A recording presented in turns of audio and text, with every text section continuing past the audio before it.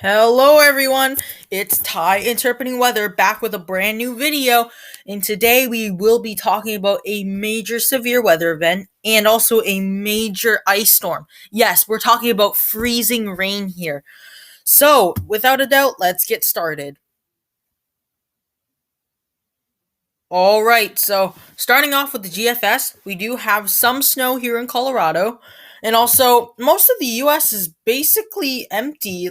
It's basically very quiet, no severe weather, nothing very special, except for maybe a few thunderstorms here and there from Arkansas, Texas, and Louisiana. Also, it does move up overnight and does bring some sort of freezing precipitation for Illinois. Even Chicago's in there. The lakes do get a little bit active as we progress through tomorrow early in the morning. We do have a lot of mixed precipitation for mostly the lakes, the Great Lakes right here.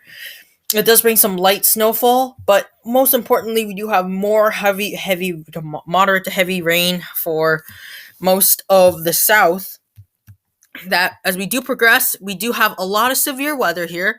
Most for the areas that were hit by the December 10th tornadoes, which will never be forgotten. It was a very horrifying event for some, but it does look a little bit similar, and this will bring a lot of thunderstorms. But what's most important is the freezing rain. Yes, we're talking about freezing precipitation all across here, all across New York and Pennsylvania so far, even some parts of the Great Lakes, and it does intensify, and it does really fast. This could cause major travel disruptions, causing a lot of freezing rain to touch the ground, meaning that roads could be very slick, there could be accidents, and there could be road shutdowns, which could be dramatic, as we all know, heard, or hopefully you heard about the major catastrophe that happened in Virginia, where drivers were stuck on a highway,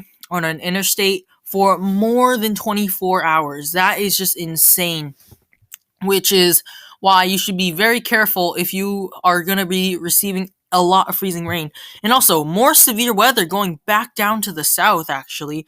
And it does go with this cold front right here, bringing some backside snow to Kentucky and West Virginia, even some parts of New York with lake effect snow. We do see that lake effect snow right there. It does bring a little bit over here. And it does, and this weather event is going to bring down a lot of cold air. We could be talking about negatives to teens or single digits, probably even some scattered snow showers everywhere. I'm not sure why there's rain right there, but I don't know why there's rain, even though there's this huge amount of cold air here. That's kind of weird, but we're gonna go with it. So we do have that major Arctic blast going right in on Tuesday. So we do have a ridge forming over here, a high pressure system over here brings a lot of warm air to the west, and another high pressure system that's bringing a lot of cold air for the east. So we're gonna see this pattern the entire time we are here. So this is something to watch. This is going to be like a major pattern that there might be following. We're going to see a lot of this through January, where it's much colder in the east than normal. But precipitation wise, it's probably going to be near normal for most areas. So that is something that we will track. But anyways, let's move it on to the European model so we can get a different idea on what the storm is going to be like.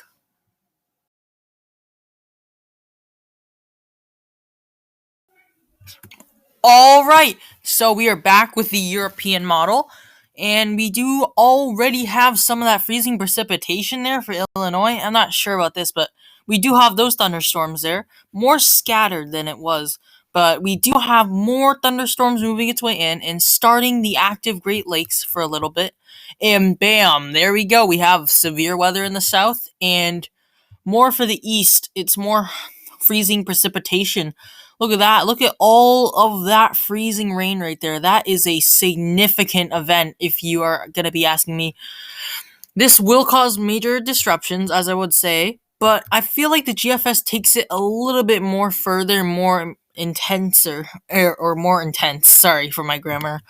But we do have that backside snow, a little bit, barely anything, but we do have something in common, a major Arctic blast. I feel like the GFS does go a little bit more closer with those isobar lines for the amount of temperatures you're going to receive, but other than that, that will be the European model already. But let's look at the traces actually for freezing rain.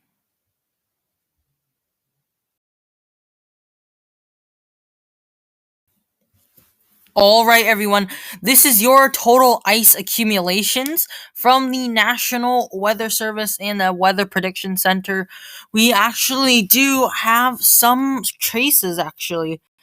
For some areas, we could be looking at around point 1 to probably 0.10 inches of ice, but be careful because around if you have at least more than 0.05 of an inch of ice, you could be looking at pretty slick conditions for a lot of areas, a lot of slippery roads and stuff, because even a little bit of ice can cause a major catastrophe.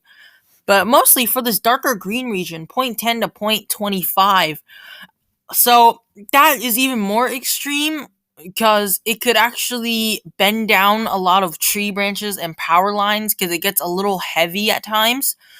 But other than that, it's fine. But I wouldn't be surprised if we saw 0.25 to 0.50 inches of freezing rain, which could actually mean a lot of travel impacts, a lot of closed down roads, even probably a lot of workplaces canceled, businesses, shops, everything would be closed.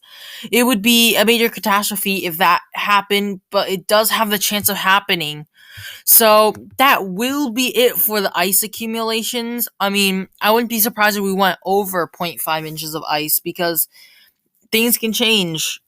We still have a little bit of time before this storm occurs, so be prepared for this ice storm because you better hope to put a lot of salt out on your streets because you're gonna need to melt all that ice somehow. So be prepared for the storm. And now to your weather fact of the day.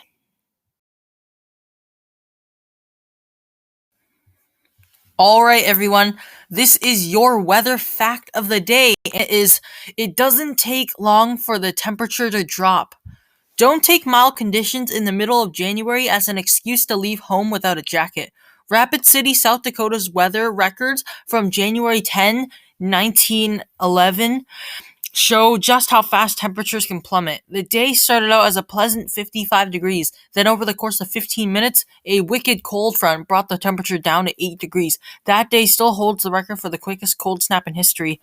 Well, that basically sums it up pretty much. I mean, one time I have been to Wyoming and I've heard a lot of stories about it.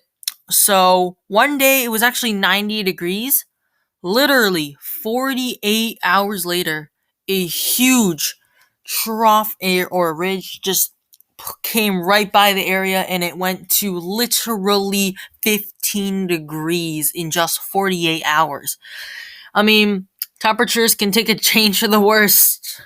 So that will be your weather fact of the day. And I hope you guys enjoyed this video. Please make sure to like, comment, and subscribe, and also turn on post notifications if you want more weather related content. Well, anyways, this is Ty Interpreting Weather out.